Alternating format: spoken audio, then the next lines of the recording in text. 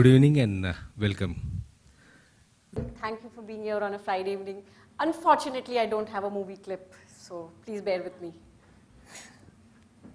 Yeah, it's coming up in a minute. Okay, I'm going to be sharing some of my viewpoints on retention. I mean, the major problem that we face today as HR is retention of employees. How do we retain good employees? We have employees who join us, who, you know, in simple language, learn everything, get experts in what they do, and they get unhappy, and then they leave. And then again, we have a set of new employees who we recruit, and then the process goes on. They get inducted, they get trained, and the process goes on. And the HR obviously gets busy doing the same old things that they keep doing, right?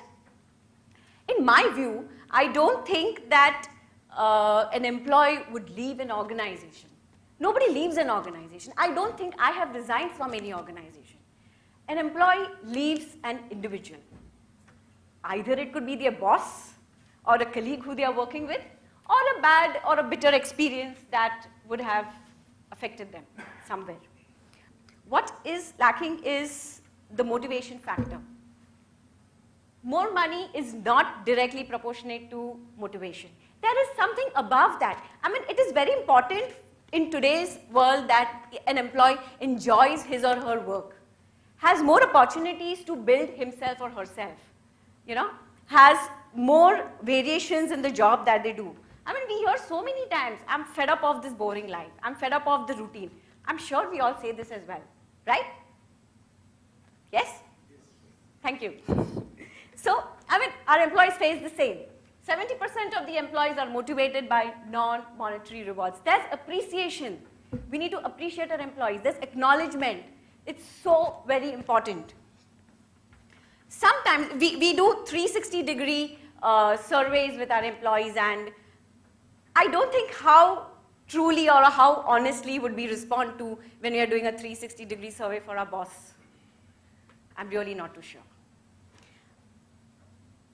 We also then look, and then obviously, you know, there are promotions and, you know, rewards which are given to the employees. What is very important is there are some psychological aspects of an individual which sometimes can't be really explained. I mean, you just can't explain why you're unhappy or happy about something. But there is something which is called ARCS, which is autonomy, relatedness, competency, and spirit. Autonomy is, it's very simple. Autonomy is just giving a free hand to an employee to perform or achieve his or her objective in his fashion. I mean, I would love to work in my fashion. I would love my boss to tell me that, look, this is the objective, this is the project, this is the outcome, do it. But do we really give this to our employees? Or we give a book of SOPs and processes to be followed, and we say that this is a book of SOP which has been written 5 years back, and this has been followed 5 years from now. Please follow the same process. Time and tested. But that's what happens in most of them. That's what happened with me as well when I was working. Also, we don't have, I mean, if a young spark, or if a very enthused employee comes to you and says that, why are we following this process? Are we really ready to answer that question? We just say, nahi, follow ho raha hai, karo na, ho raha hai na, chhod na, kyun bheja phodi karte hai? Why do you want to invent something new? Just follow it, right? I'm having some smiles here, I like it.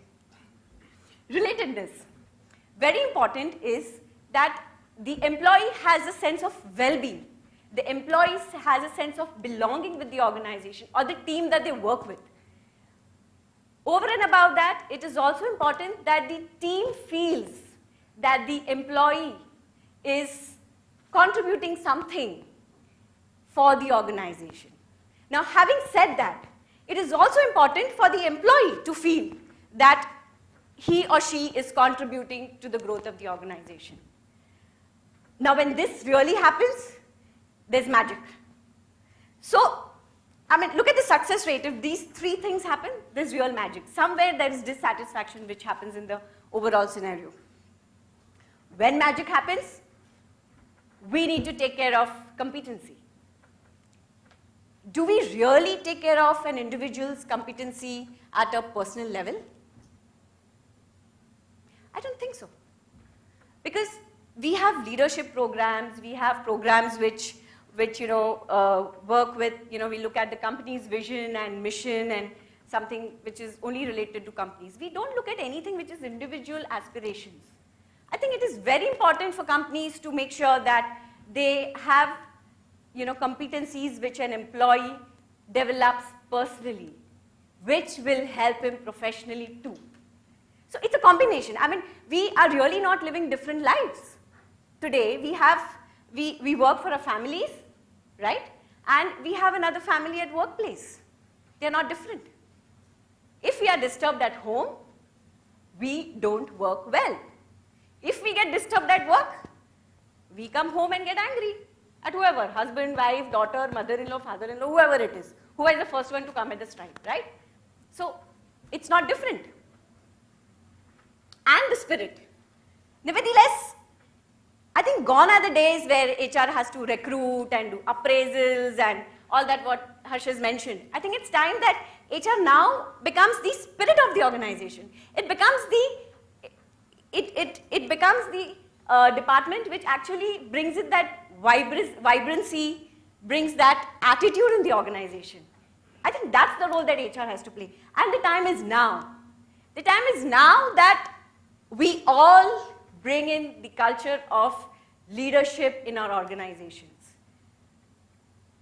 I think most of the time we spend so much of time in documentation and ceasing people and sending emails and passing the work from one person to the other, and we feel that okay, मैंने email भेज दिया, मेरा काम हो गया है, उसका काम है अभी वो mail करेगा और वो काम करेगा. I mean, that's what we do, and it's documented. So when your appraisal comes and you say, or whenever there's question that the work is not done, you have a list of emails that goes, that email trail of 4-5 pages that comes out. Do we have the ownership? I mean, we need leaders. We need people to be responsible enough, take ownership of what they are supposed to do. And each one of us needs to be a leader.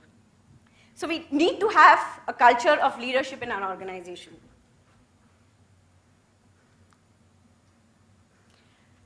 Over and above ARC, we have recognition and growth and fun that motivates employees.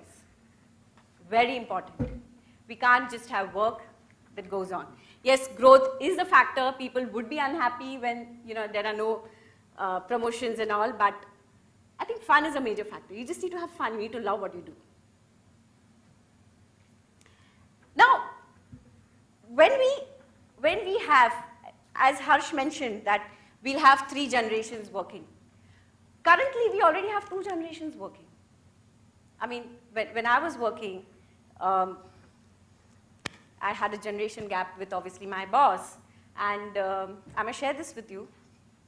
One of my organization, I had a boss who was very enthusiastic and always want to think out of the box, and he would call me and say that, Hetal, why don't you come and we have to implement this balanced scorecard in our organization and all that. I mean, it was an HR's job. I mean, a medical doctor doing that, nothing doing. I said, no, I can't do it. And he just told me one thing. Hetal, jump in the river. I will make sure you don't drown. And trust me, every time I went to him, he gave me a new idea, or I told him that I want to do something, he never told me a no. Then obviously in another company, I had another boss who recruited me because I was innovative, who recruited me because she thought that, I would bring in fresh ideas and bring about a change and, whatsoever. Guess what, when I joined, what happened? I guess she was so comfortable in her comfort zone that she didn't want to change anything. She said, follow what is going on. Now there goes, boop. Hetal was disappointed. Hetal was not motivated, doing the same old job like a clerk. So I was not motivated. Was I innovative? No. Was I collaborating? No. I was sitting in my cubicle, doing my job, going home on time. That's about it. So I think all of us need to collaborate. a lot of us, or we don't believe in job rotations. We don't believe that a salesperson can do an HR's job, or we don't believe that an operations person can go and do selling, but an HR also does a sales job, right? Your internal customers, HR does a sales job. So there has to be job rotation. If there's job rotation, you'll have more ideas coming in. You'll have more processes and more a pool of knowledge. I mean, you'll have a pool of knowledge. You don't have to really go out and actually really call consultants to say that can we improvise these processes. You'll have everything in-house. So collaboration is the key, and we need to collaborate. Job rotation is the need of the hour.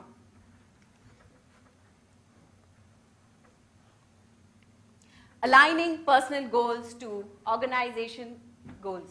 I did discuss this.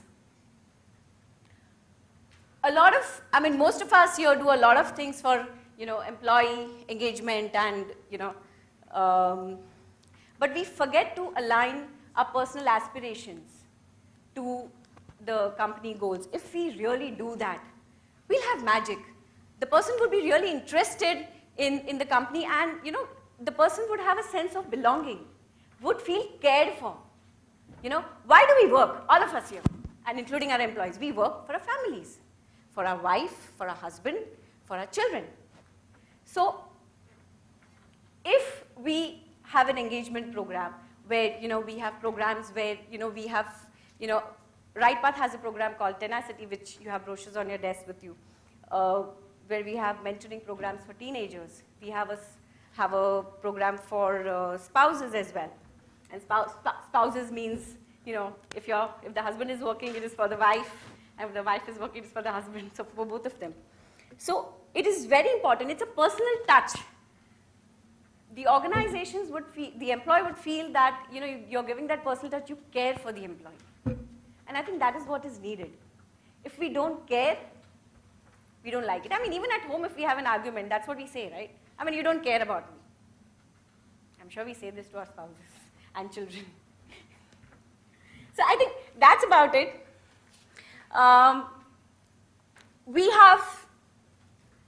These are the various programs that RightPath does, and the two major programs that we have successfully done in a lot of corporates are spouse enablement and teenage mentoring. I would just like to speak a little more about teenage mentoring. It's very dear to me, very close to my heart. We started this concept because in today's world, the value system in teenagers is missing. We give our teenagers everything which is materialistic. The value system misses, and there's a gap. There's a gap between the parent and the child, right from the 8th standard onwards, where we have pressure. We tell them you academically have to get so many marks, and then I'll give you this and that, so that the gap starts. The child, on the other hand, goes through a lot of hormonal changes and mental blocks and inquisitiveness and all that. Child starts hiding a lot of things, and there the gap rises. Sometimes there are a lot of ailments which get unnoticed. Depression, psychosomatic disorders, personality disorders. They get unnoticed because they can really behave very normal. And they're intelligent kids, So it's very important that, so in this program, we have a scientific approach. We have counseling sessions. And these counseling sessions are more for the parents, not for the children. Parents need it more than the children. So we do this. There are experiential learning programs, and it has worked wonders. The children love it because they feel nice when they are heard. When I speak to teenagers, I tell them, what do you expect from this program? They say that I'm happy that you're going to listen to me. You're going to hear me out. So that's about it. Thank you so much.